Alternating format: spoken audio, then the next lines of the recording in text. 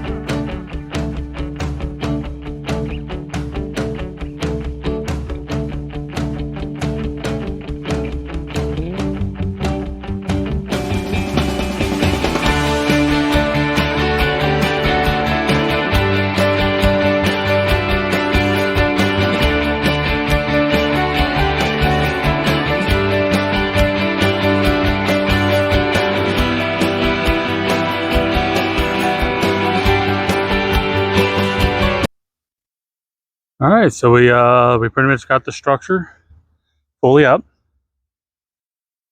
Now that stuff that I had got for the roof wasn't enough to do the whole roof, so I just took some house wrap, the stuff I use on my mausoleums, and a thin piece of wood. What I'm gonna do is I'm gonna paint that the same color as that right there. So I want it to look like it has a tin roof on it. So I'm gonna just paint that portion gray so it matches. Still got a little bit of trim to do on the corners, things like that. But other than that, it's not too bad. I got to put a little some reinforcement pieces on the interior. I'm gonna go inside and show it real fast, show you what I'm talking about.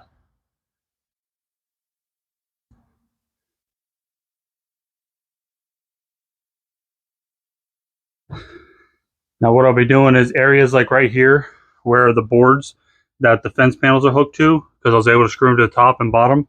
What I'm gonna do is I'm gonna take a couple extra 2x and cut them in between here, and then run more screws so that it'll take away, that flex that it has right there.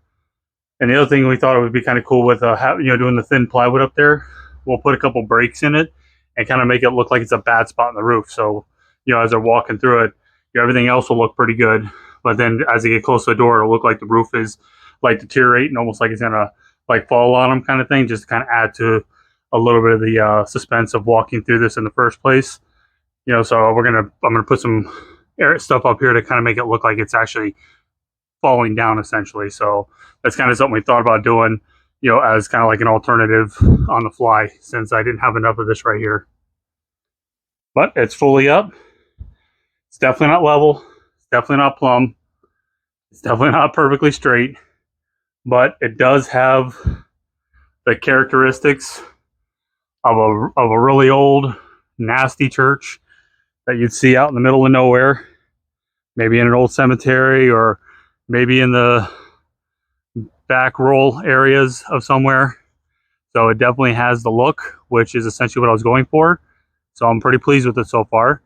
I just gotta get that roof painted, do some supports, and then it'll almost be done.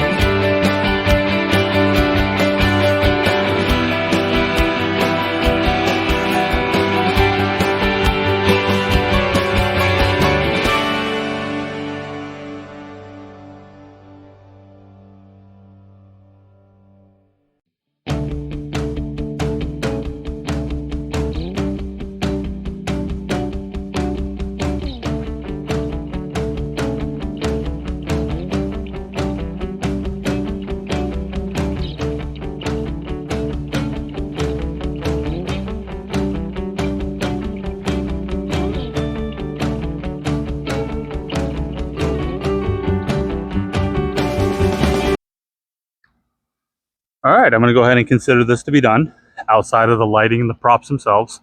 Now what I was doing is I was misting some dark brown paint down the sides, and then I came back and misted some gray over the whole thing, the sides and the front. What I was trying to do is I was trying to tie everything together to kind of make it look like everything was done at one time. So this way it didn't look like you had your front, then you had this hodgepodge of pieces across the side. It looks like it's all was done kind of at the same time, essentially, is what I was kind of going for. But I don't think there's anything else I really need to do to this prop outside of starting to do the the actual props and everything. But what the game plan is they're going to be entering through here. I have two little cubby holes, one right here. These will have blinders on them. The one right here, I'll just have something sitting in there.